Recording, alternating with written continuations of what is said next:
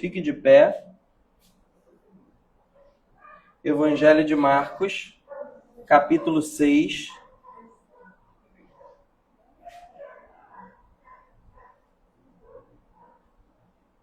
Marcos, capítulo 6, a partir do verso 1. Glória ao nome de Jesus. Glória ao nome do Senhor.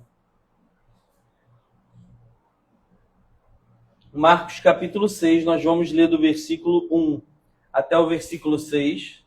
Amém?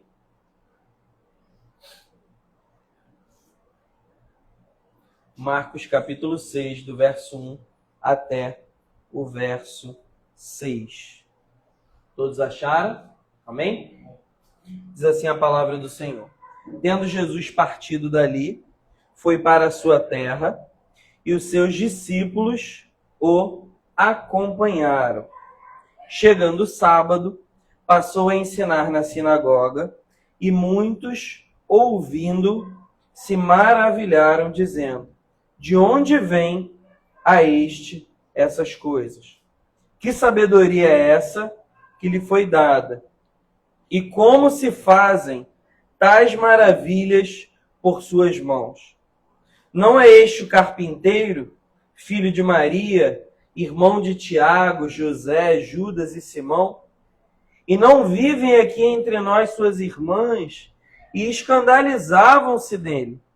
Jesus, porém, lhes disse: não há profeta sem honra, senão na sua terra, entre os seus parentes e na sua casa. Não pôde fazer ali nenhum milagre, senão curar uns poucos enfermos, impondo-lhe as mãos. E admirou-se da incredulidade deles. Contudo, percorria as aldeias circunvizinhas a ensinar. Diga amém. Feche seus olhos. Pai, obrigado pela leitura da tua palavra. Obrigado, Deus, porque a tua palavra é viva, tua palavra é vida, e ela tem o poder de nos transformar, de nos curar e de nos libertar de tudo aquilo que nos prende, tudo aquilo que tenta nos afastar de ti. E nós pedimos que essa palavra, essa mensagem, encha a nossa mente e o nosso coração. Ó Deus, trazendo da tua graça e do teu amor. É isso que nós te pedimos e te agradecemos. Em nome de Jesus. Amém. Graças a Deus. Podem se sentar. Amém? Glória ao nome de Jesus. Nós vimos nas últimas semanas Jesus, ele operando diversos milagres, e através desses milagres ele mostrou a sua glória. Jesus, ele, juntamente com seus discípulos, acalmou a tempestade. Ali estava o seu grupo de discípulos. Ele curou e ressuscitou a filha de Jairo. Ele foi na região dos Gerazenos, e ali havia um homem endemoniado, e ele expulsou o demônio daquele homem. E aquele homem que vivia uma vida extremamente periférica, extremamente infeliz, extremamente escravizado pela ação do diabo na vida dele, pela ação dos demônios na vida dele. Jesus então o libertou. E a partir daquele momento, Jesus, depois de ressuscitar a filha de Jairo, ele vai agora voltar para a sua terra. Jesus, ele é conhecido como o Nazareno. Esse é o título mais humilde de Jesus, Jesus o Nazareno. Uma curiosidade, a Igreja do Nazareno, ela escolheu esse nome para si, como Igreja do Nazareno, exatamente por causa disso, por ser o título mais simples, mais humilde de Jesus. Jesus, ele é chamado por diversos nomes, ele recebe diversos títulos no Novo e no Antigo Testamento. Ele é chamado de o Filho do Homem, ele é chamado de Rei dos Reis, Senhor dos Senhores. Isaías diz que ele é o Deus forte, o Pai da eternidade, o Príncipe da paz, ele é um maravilhoso conselheiro. Jesus, no livro de Apocalipse, ele é o leão da tribo de Judá, ele é o Cordeiro, ele tem diversos títulos, mas a Igreja do Nazareno escolheu o título Jesus o Nazareno, por ser esse o título mais simples, mais humilde de Jesus. E Jesus, ele foi chamado o Nazareno porque ele nasceu em Belém, foi para o Egito, mas quando voltou, ele passou então a viver. E nós cremos que ele passou a sua infância, a sua adolescência, a sua juventude, até o início do seu ministério, na terra, na região de Nazaré. Então ele foi chamado de o Nazareno. E o intuito de Jesus no seu ministério que era itinerante, Jesus ele não ficava preso a um lugar, ele ficava indo de cidade em cidade, aldeia em aldeia, região em região, pregando o evangelho, pregando, ensinando, curando, libertando, fazendo aquilo que ele foi chamado para fazer. Então agora ele reúne os seus discípulos, ele parte dali, de onde ele estava, ele sai ali da casa de Jairo, ele sai daquele lugar onde ele operou aquele milagre, o milagre da ressurreição, onde ele mostrou que ele tem autoridade sobre a morte, não somente pelo fato de ter ressuscitado e vencido a morte, mas porque ele tem o poder de trazer a vida, de dar a vida, porque ele é o Deus Criador, ele é o Deus que estava lá em Gênesis, nós estudamos aqui quarta-feira sobre a criação, ele soprou, ele estava lá soprando nas narinas de Adão, fazendo dele alma vivente. Então ele é aquele que pode tirar a vida, ele é aquele que dá a vida. Ele reúne os seus discípulos agora para ir para a sua terra. E diz o verso 1, que tendo Jesus partido dali, ele foi para a sua terra. E é bom quando a gente está num lugar distante e a gente vai para a nossa terra. É bom quando a gente está num lugar longe e a gente volta para casa. E aqui na ilha existe uma particularidade, porque assim que você entra, você sobe ali a ponte da ilha e você desce, a sensação que você tem de estar chegando em casa, quando você desce ali a ponte do Galeão e tem ali aquele gramado, você vê ali a praia do Galeão, você vê a peixaria, a entrada do aeroporto, você se sente em casa. É incrível esse sentimento. Porque você estava longe e você pode dizer, agora eu estou voltando para a minha terra. E a palavra terra aqui não se refere ao planeta Terra. Jesus ele não estava em outro planeta, ele voltou. Mas terra é o lugar onde ele morou, o lugar onde ele conhecia, era conhecido. E é maravilhoso quando a gente tem essa experiência de poder voltar para o lugar de onde a gente veio e poder compartilhar daquilo que Deus ele tem feito, daquilo que Deus faz na nossa vida. E eu imagino o Senhor Jesus reunindo seus discípulos e tendo este sentimento, esse propósito. Eu vou voltar para a minha terra, eu vou encontrar os meus amigos, os meus irmãos, eu vou encontrar as pessoas com quem eu tenho intimidade e vou ministrar ali tudo aquilo que Deus ele tem derramado sobre a minha vida, tudo aquilo que o Espírito Santo tem feito. E eu imagino a motivação de Jesus, porque se ele curou fora dali, se ele libertou fora dali, se ele ressuscitou fora dali, quanto mais na sua terra. Quanto mais na sua casa, quanto mais no meio de seus amigos, no meio de seus irmãos. Essa era a motivação dele, de voltar e realizar ali muitas curas, muitos milagres, muitos sinais.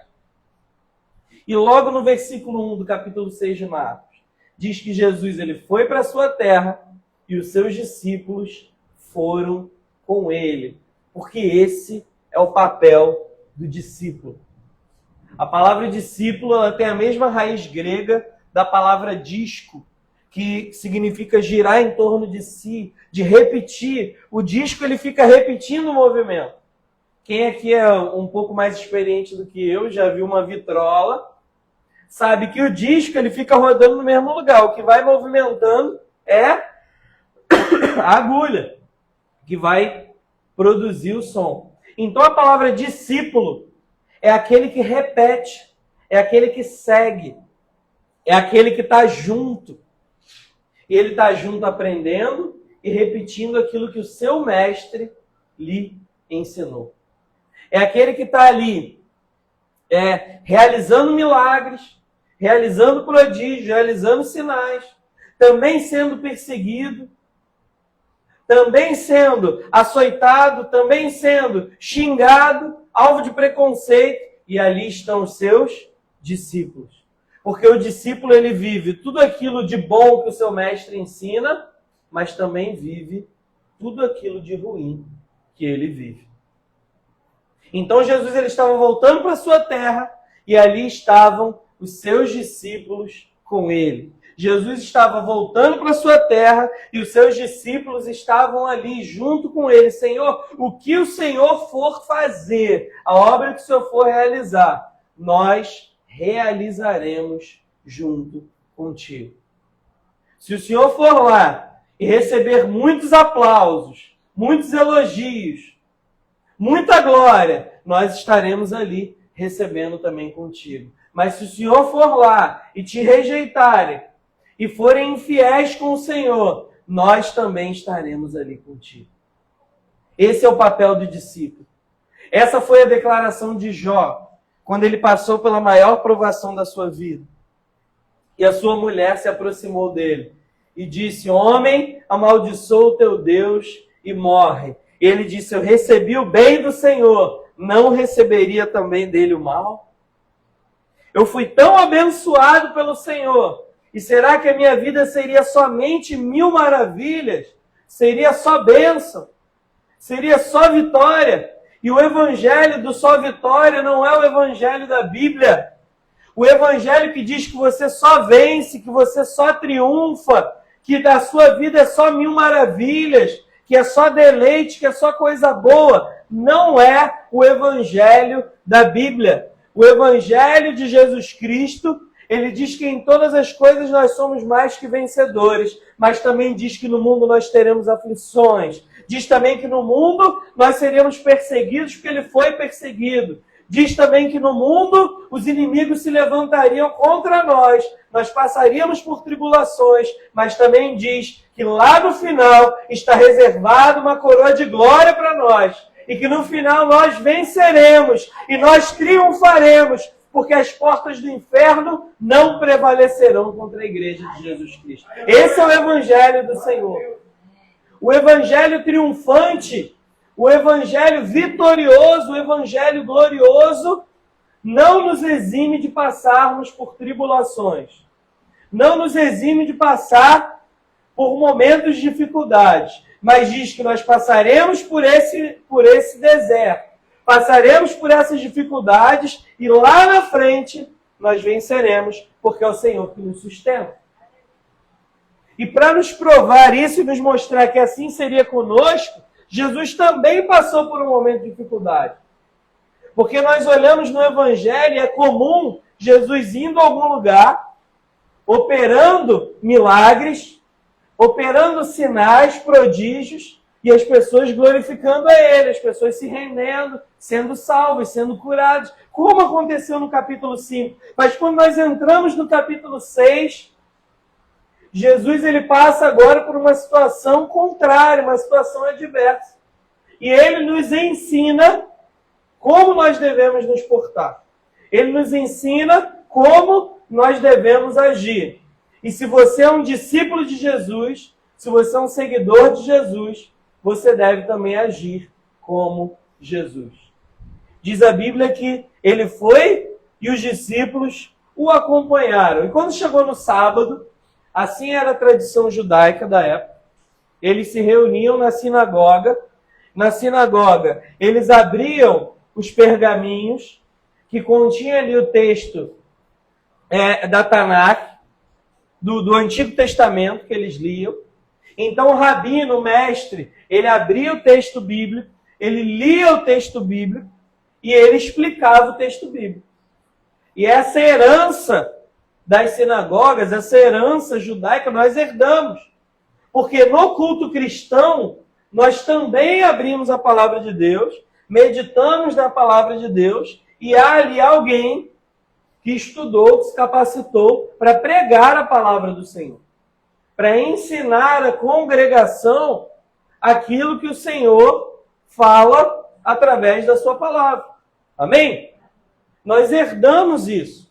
Então Jesus ele ia ali na sinagoga. Sinagoga era uma espécie de lugar de reunião, como uma igreja, mas bem menor do que o templo. E essa herança da sinagoga foi recebida pelo povo judeu no período do exílio. Porque como eles estavam exilados, eles estavam longe da sua terra, longe de Jerusalém, e o templo havia sido destruído, eles começaram a formar grupos de estudos da palavra de Deus, grupos de estudo da Torá, dos profetas, dos escritos, e eles estudavam ali com os mestres. Então eles começaram a formar sinagogas. E quando eles voltaram, praticamente em cada cidade havia uma sinagoga. Então, no templo, o que mais eles faziam era o sacrifício dos animais, eram as ofertas, oferta pelo pecado, oferta pela culpa, aquilo que a lei ordenava que eles fizessem. E o ensino, ele era mais praticado, ele era mais comum de ser praticado nas sinagogas. Então, praticamente em cada cidade havia uma sinagoga. No dia de sábado, até porque no sábado eles não podiam se deslocar por mais de 1 quilômetro da sua residência, eles não podiam ir muito longe da sua casa, porque era isso que eles costumavam fazer. Eles já diziam que se eles andassem muito, eles estavam trabalhando, fazendo algum tipo de obra, e assim eles imaginavam estar descumprindo a lei, já que o sábado é o dia de descanso. Então eles iam na sinagoga, e na sinagoga o rabino ele ia e ensinava. E até hoje os judeus eles têm esse costume, esse hábito. Não de modo arcaico, primitivo como eles faziam, mas eles continuam com essa prática. Essa prática nós herdamos do judaísmo. Nós precisamos entender e ter a maturidade de entender que Jesus, ele viveu como judeu, ele praticou a religião judaica, mas não como os hipócritas da época. Ele disse, eu não vim abrogar, eu não vim abolir a lei. Pelo contrário, eu vim cumprir. Eu vim mostrar para vocês como a lei deve ser praticada. E nós damos continuidade àquilo que Jesus ordenou que a gente continuasse praticando em relação à lei. Amém? Nós não sacrificamos animais porque ele é o sacrifício. Amém? Nós não sacrificamos animais porque ele é o cordeiro que foi oferecido no nosso lugar. Mas nós continuamos guardando os 10 mandamentos. Continuamos fazendo aquilo que a lei dizia que deveria ser realizado e que o Senhor Jesus nos ensinou que nós deveríamos continuar realizando. Então ele entra na sinagoga e diz a palavra de Deus que ele passou a ensinar. E o que aconteceu quando Jesus começou a ensinar? Muitos, ouvindo, se maravilharam, dizendo, de onde vêm essas coisas? Que sabedoria é essa que lhe foi dada? E como se fazem tais maravilhas por suas mãos? Veja que eles experimentaram o ensino perfeito, o ensino maravilhoso de Jesus. Eles experimentaram o ensino, a revelação pelo próprio Mestre Jesus. E eles se maravilharam. Mas antes, diz a palavra de Deus, eles ouviram aquilo que Jesus estava ensinando. Para aprender, catuca aí a pessoa que está do teu lado, fala com o teu irmão que está do teu lado e fala assim, para aprender é necessário ouvir. Amém? Para aprender, para receber a revelação de Jesus, é necessário ouvir. Ouvir a palavra do Senhor. Ouvir aquilo que o Senhor está nos ensinando. Ouvir aquilo que Jesus está falando com você. Então não adianta você vir à igreja ou você estar diante do ensino da palavra do Senhor e você não ouvir aquilo que Jesus está ministrando, aquilo que Jesus está falando com você. Não adianta você abrir a palavra de Deus e ficar prestando atenção naquilo que está em volta. Não adianta você orar, falar com Deus e ficar pensando naquilo que você vai fazer amanhã. Para você aprender através de Jesus Cristo, para você ouvir a voz de Jesus Cristo, para você conhecer aquilo que o Senhor tem a te ensinar, é necessário ouvir o que Jesus está ensinando. E foi isso que eles fizeram. Jesus ele passou a ensinar e diz a Bíblia que eles ouviram, todo mundo estava na sinagoga ouviu. E quando eles ouviram, eles ficaram maravilhados com aquilo que Jesus estava dizendo. E eles passaram a se questionar, de onde vem essa sabedoria? De onde vem esse conhecimento? De onde vem essas coisas maravilhosas que ele está ensinando? Isso porque eles ainda não haviam entendido que Jesus é o Filho de Deus, que Jesus é o Deus encarnado, o Verbo que se fez carne e habitou entre nós. E diz a palavra do Senhor que foi pelo poder, pela atuação do Espírito Santo, que Jesus ele andou por essa terra e realizou tudo aquilo que ele fez. O poder de Deus, o Espírito Santo, que estava nele, operando, ele também está nas nossas vidas. Ele também permite que você realize obras maravilhosas. Ele também permite que você receba o conhecimento do Senhor. Então, se você estiver diante da palavra de Deus, diante de uma ministração, diante de uma pregação, você não estiver entendendo, você pode pedir: Espírito Santo, ilumina a minha mente, ilumina o meu entendimento.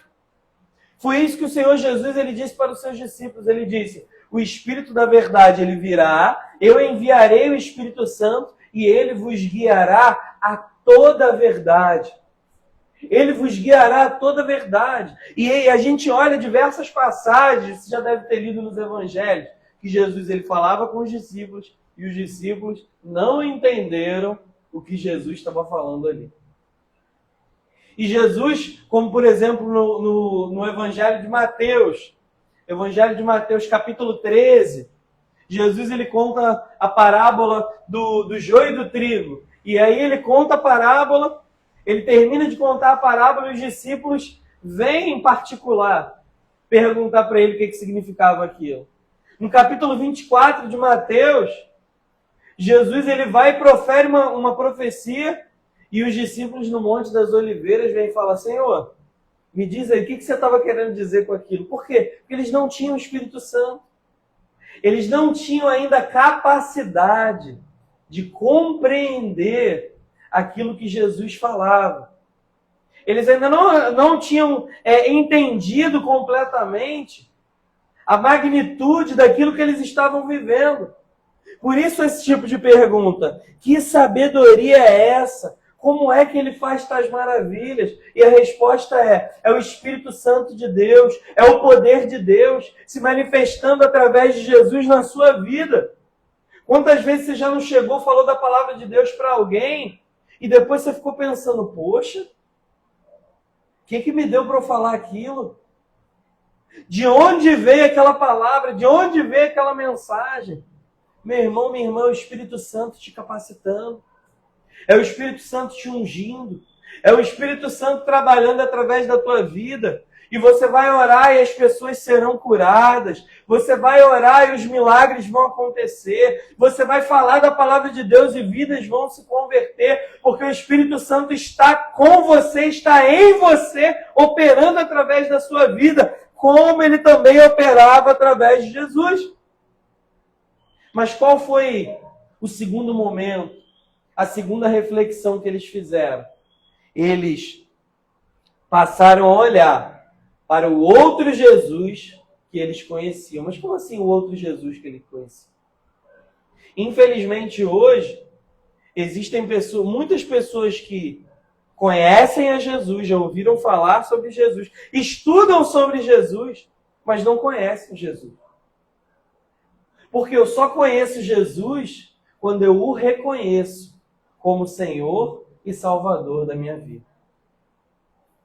Enquanto eu não tomo essa decisão, enquanto eu não dou esse passo, enquanto eu não faço aquilo que nós estudamos na escola dominical, temer ao Senhor e guardar os seus mandamentos, Jesus ele continua sendo um homem que viveu em Nazaré há alguns milhares de anos atrás. Então você vê o Jesus histórico sendo estudado, você vê o Jesus do primeiro século, você vê o personagem, Você vê aquele homem que está ali no livro, que é assim que essas pessoas olham para a Bíblia como um livro qualquer, mas de fato eles não conhecem a Jesus. E é esse questionamento que eles fazem no verso 3. Não é esse o carpinteiro? Não é este o filho de Maria, irmão de Tiago, José, Judas, Simão? E não vivem aqui entre nós suas irmãs? E eles se escandalizaram-se nele. Ao mesmo tempo que algumas horas, alguns minutos atrás, eles estavam se maravilhando de Jesus, agora eles estavam se escandalizando de Jesus. Porque eles estavam vendo o que Jesus estava fazendo, mas eles não sabiam, não conheciam quem Jesus é. E assim hoje existe muita gente cega dentro da igreja. Eles estão olhando os milagres que Jesus está fazendo. Eles estão, muitas vezes, recebendo milagre na sua vida. Eles são abençoados. Eles vão na igreja, eles entram com a mente pesada, eles entram escravizados, eles saem de lá libertos. Mas eles continuam se escandalizando, porque eles conseguiram alcançar aquilo que Jesus faz, mas ainda não conseguiram entender quem Jesus é. Para eles, Jesus era o carpinteiro, filho de Maria. Ele sempre viveu aqui no nosso meio. Ele sempre esteve aqui. Eu imagino alguém mais velho dizendo, aquele garotinho que andava aqui, cresceu. Quem poderia imaginar? Filho de Deus, o Deus vivo. Eles não estavam com seu coração aberto para receber a Cristo como de fato Ele é. Ele é o nosso Deus, Ele é o nosso Senhor, Ele é o nosso Salvador. Sobrava para eles entendimento, sobrava para eles conhecimento, mas faltava para eles uma palavra muito pequena que define tudo. Faltava para eles ter fé. E a Bíblia nos dá duas advertências em relação à fé. Primeiro, ela diz que o justo viverá pela fé. O justo ele não vive pelo dinheiro, o justo ele não vive pela fama, o justo ele não vive pelos aplausos, o justo ele não vive pela bênção, o justo ele vive pela fé. O justo viverá pela fé. E a segunda advertência que a Bíblia nos diz, ela diz que sem fé é impossível agradar a Deus. Eles tinham conhecimento, eles tinham ali a percepção daquilo que estava acontecendo ao redor, mas lhes faltava fé, lhes faltava reconhecer que Cristo é o Salvador e que Cristo é Senhor sobre a vida deles. E isso causava na vida deles escândalo, causava na vida deles um incômodo, causava na vida deles algo que não os abençoava, mas os incomodava, os limitava, os impedia de estar na presença de Jesus. Então Jesus diz no verso 4, não há profeta sem honra, senão na sua terra, entre os seus parentes e também na sua casa. E não pôde fazer ali nenhum milagre, senão curar uns poucos enfermos, impondo-lhe as suas mãos. Por quê? Porque Jesus, ele não recebeu honra na sua própria terra. Ele não recebeu honra. Ele foi rejeitado pelos seus. Ele foi rejeitado pelos seus seguidores. E ele vai dizer, o profeta, muitas vezes, ele vai chegar no estrangeiro, ele vai chegar naquele que nunca ouviu falar dele, e ele vai ser reconhecido. E na sua própria terra, ele não tem honra. E aqui a gente precisa abrir um parêntese para entender algo que Jesus está nos ensinando nessa noite. Aqui Jesus está falando sobre o povo de uma cidade, que se chamava Nazaré. Mas havia aqui uma palavra profética que alcançava todo o Israel. e todo mundo. Por quê? Porque Jesus, ele hoje, até os dias de hoje, ele é mais aceito, ele é mais reconhecido, ele é mais adorado, ele é mais venerado por aqueles que não são judeus do que pelos próprios judeus. Jesus, ele é mais adorado e mais reconhecido pelos gentios do que pelos judeus. Jesus aqui, ao mesmo tempo que ele estava falando sobre Nazaré, em uma visão micro, ao mesmo tempo que Jesus ele estava falando sobre a sua cidade natal, ele também estava falando sobre um povo. O povo que rejeitou Jesus.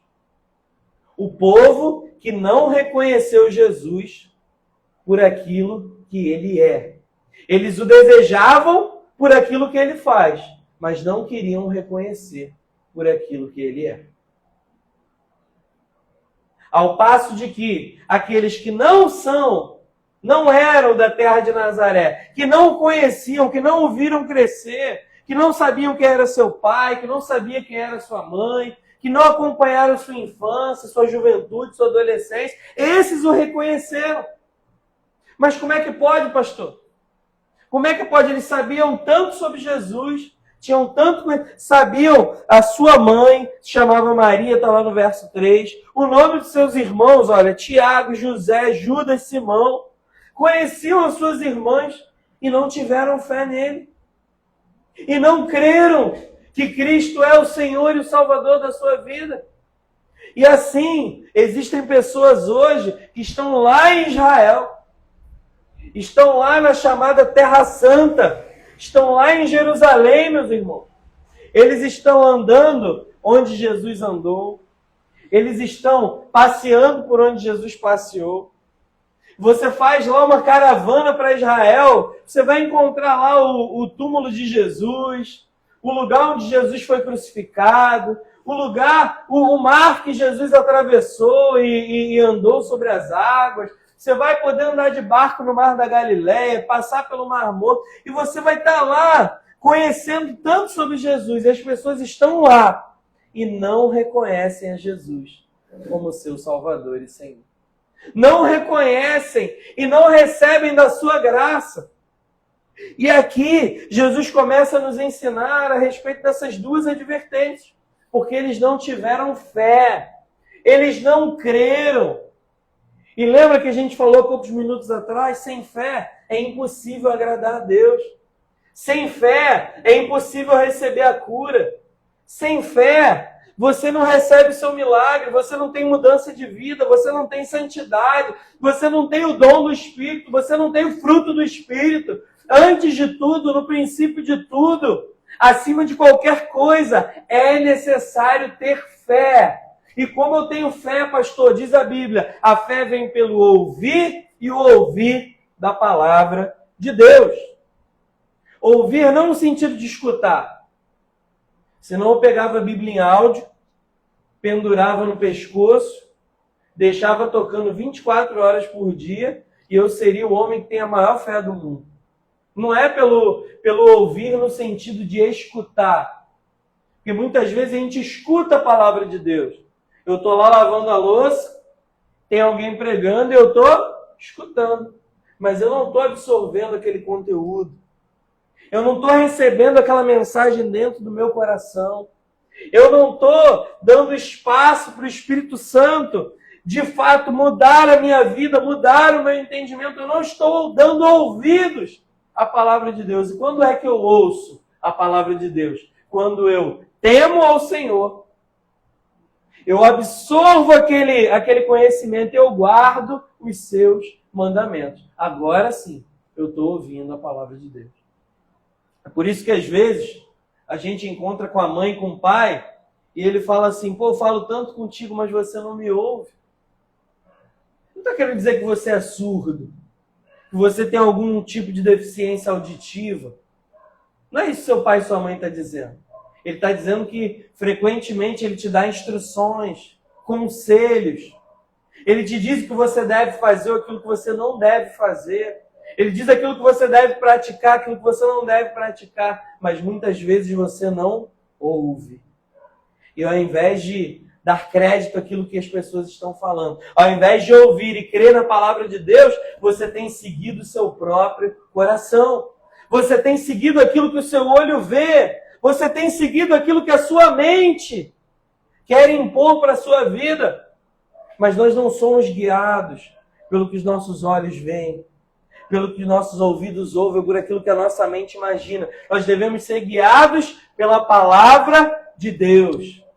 Que a lâmpada para os meus pés, diz a palavra do Senhor. Lâmpada para os meus pés é a tua palavra, e ela é luz para os meus caminhos. É a palavra de Deus que deve te guiar e deve nortear aquilo que você faz na sua vida. É ela que deve nortear suas decisões, suas escolhas, seus caminhos, seus propósitos. Aí, quando você faz isso, você está demonstrando a sua fé. Quando você tem fé, aí Deus ele começa a agir na sua vida. Isso que Jesus ele diz aqui.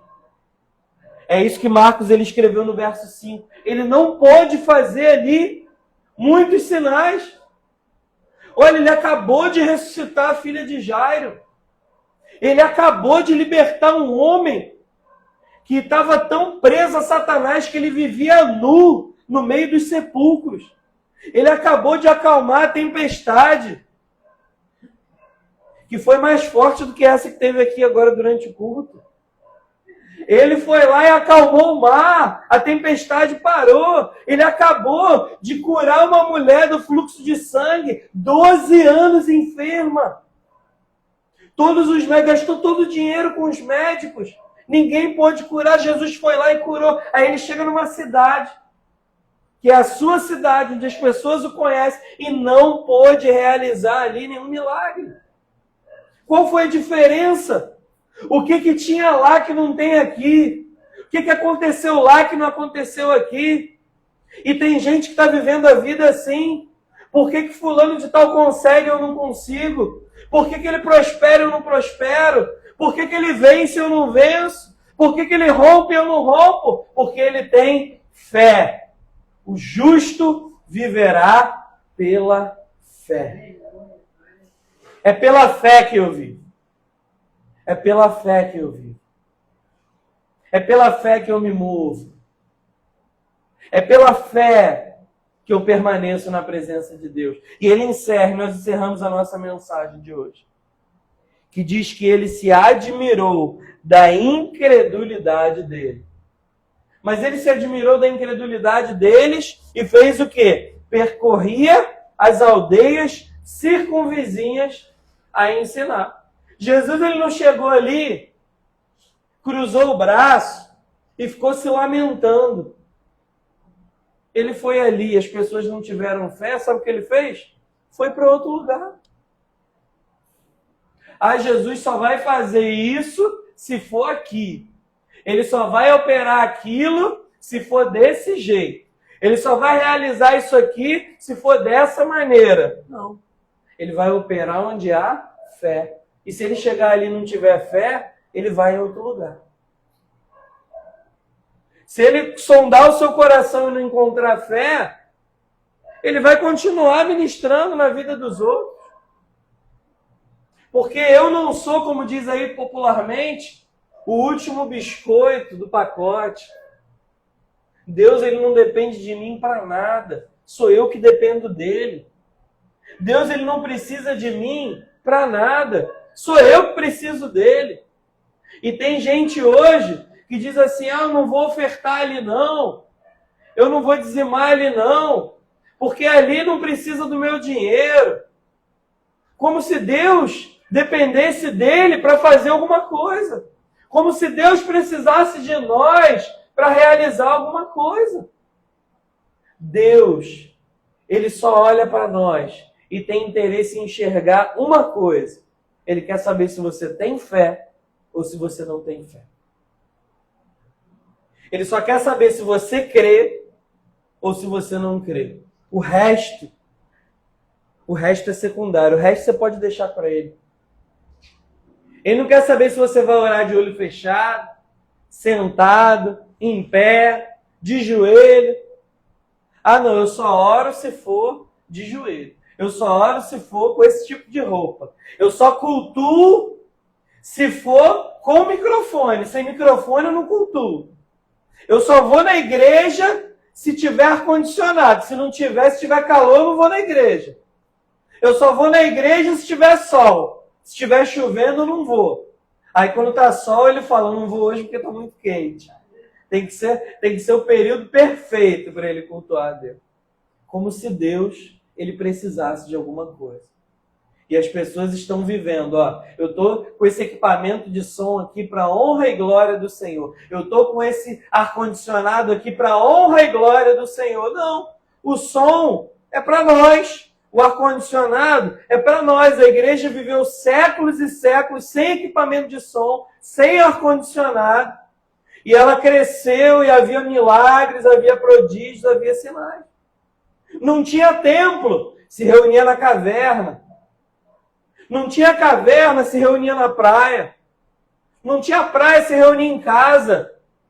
Deus ele nunca precisou de parede, de estrutura física para fazer alguma coisa. Deus ele nunca dependeu de ninguém, simplesmente porque ele é Deus. Mas ele olha para você e ele só quer enxergar uma coisa. Ele só quer ver a sua fé.